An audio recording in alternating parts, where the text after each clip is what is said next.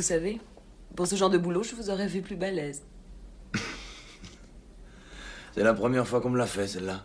Devenu célèbre aux États-Unis grâce à la série télévisée Nord et Sud sur la guerre de sécession et au film Dirty Dancing en 1987, l'acteur Patrick Swayze est approché pour jouer dans Tango et Cash aux côtés de Sylvester Stallone. Mais finalement, il préfère refuser cette proposition.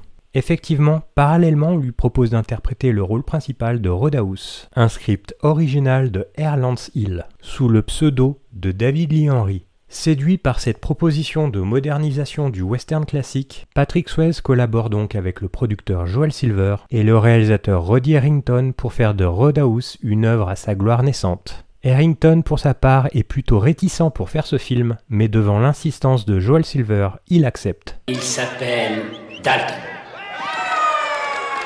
Dalton, un célèbre videur connu comme le Loup Blanc, débarque au Double Deuce, un bar où règne la violence, embauché pour faire le ménage et redorer le blason de l'établissement. Dalton va bientôt se heurter à Brad Wesley, un puissant homme d'affaires sans scrupules, qui règne sans partage sur la petite ville. Je vous le jure, patron, je suis désolé. Tu me dégoûtes, O'Connor, et tu sais pourquoi tu me dégoûtes, tu le sais? Non, pourquoi?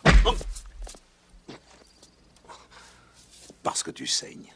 Quand il tourne Roadhouse, Patrick Swayze est en pleine ascension. Pour lui, tout est allé très vite depuis sa performance dans le cultissime Dirty Dancing, qui a ému des millions de femmes à travers le monde. Connu des spectateurs mâles pour avoir tourné dans l'excellent L'Aube rouge de John Milius, Swayze aime à brouiller les pistes, entre cinéma fleur bleue et tripes burnées, le tout en prenant soin d'installer un personnage qui se situe quelque part entre le beau gosse musculeux et le rebelle taciturne.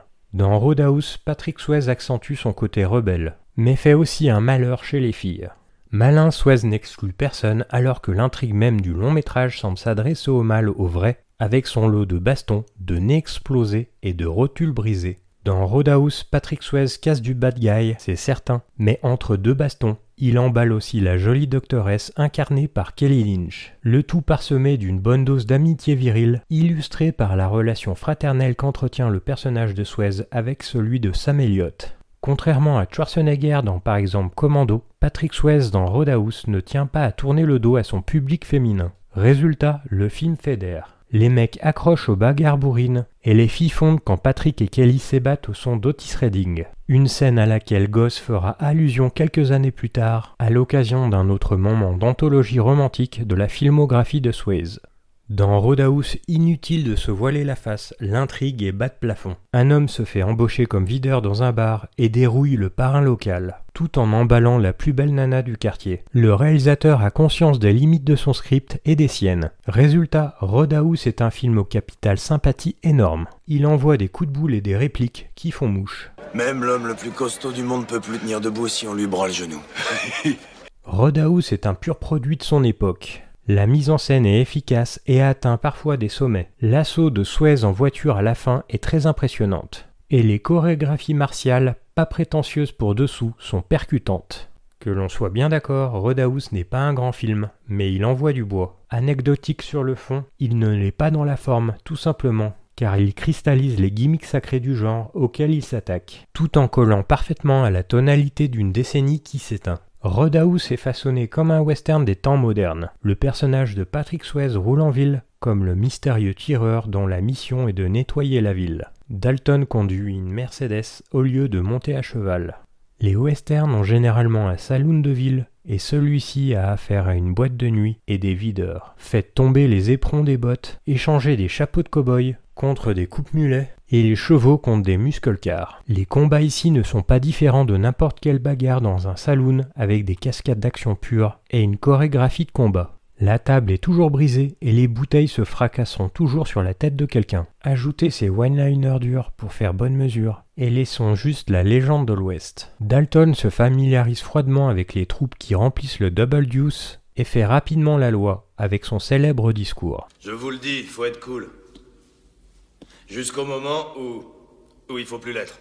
Tout comme bon western spaghetti, Roddy Harrington fait plutôt bien monter la tension entre le héros et les antagonistes, et le déferlement de violence finale se justifie finalement plutôt bien. Les choses atteignent un sommet lorsque Dalton doit combattre le bras droit de Wesley, Jimmy, joué par Marshall Teague, qui est un combattant habile et n'est pas aussi moral avec le meurtre. C'est un combat mortel et crépusculaire, avec les flammes en arrière-plan et la réplique bizarre.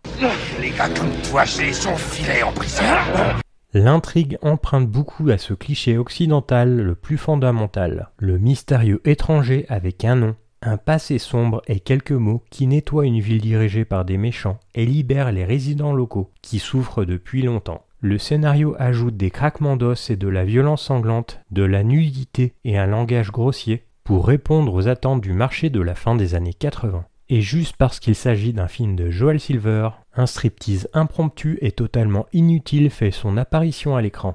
Patrick Swayze rend tout cela intéressant, affichant un magnétisme animal, des cheveux fluides, une expression singulière et une énergie enroulée dans son corps souvent torse nu. Et son personnage est censé avoir un diplôme de philosophie. Grâce à sa seule présence à l'écran, Patrick Swayze rend presque cet exploit crédible.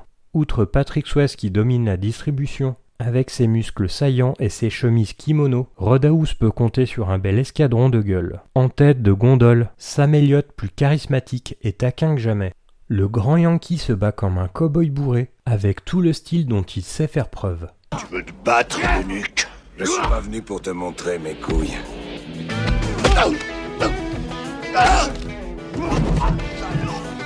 Ça te gratouille ou ça te chatouille? Il y a aussi Kelly Lynch, naïane incontournable de l'époque, vue auparavant dans Drugstore Cowboy, Les Feux de la Nuit ou Cocktail, qui avec ses formes longilignes et ses cheveux crêpés, incarne l'archétype de la blonde glam rock des années 80.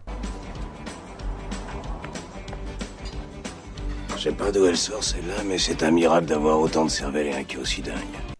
Impossible de faire également l'impasse sur Ben Gazzara, le méchant de service, sarcastique et détaché à souhait, qui remplit tout à fait sa part de marché à force de répliques cinglantes et d'un cabotinage tout à fait approprié au cadre. Roadhouse est un film culte, il est au film de baston, ce que Dirty Dancing est au film de danse. Ça ne vole pas bien haut, mais le style est là, affirmé et arrogant. On rit, on jubile, les filles craquent pour Patrick et les mecs pour Kelly. Les critiques et certains cinéphiles ont eu du mal au fil des ans à se rendre compte que certains films n'ont rien de profond à dire. Ils veulent juste vous divertir et vous engager à un niveau explicite et exploiteur. Il n'y a absolument aucun mal à cela. Le scénario de Roadhouse trouve une certaine honnêteté et réflexion sur ses personnages et événements qui ajoutent un peu plus de profondeur. Vraiment, ce film est là pour divertir et faire vibrer avec des moments tendus. Beaucoup de gens apprécieront Roadhouse pour différentes raisons, certains le trouvant maladroit et idiot, et certains le prenant au sérieux. Mais c'était le célèbre été 1989, où le calendrier était rempli de films énormes et très attendus, avec des cinémas attirant des foules pour Batman, Indiana Jones et la dernière croisade, SOS Fantôme 2, L'Arme Fatale 2, Quand Harry rencontre Sally, entre autres. Il est venu et est parti assez rapidement des salles de cinéma. Cependant, comme beaucoup d'autres films baptisés films cultes, Roadhouse a été alimenté par les locations de VHS et des diffusions à la télévision. Les gens ont commencé à s'y intéresser et à découvrir par eux-mêmes l'attrait étrange du film. T'es viré, mon vieux?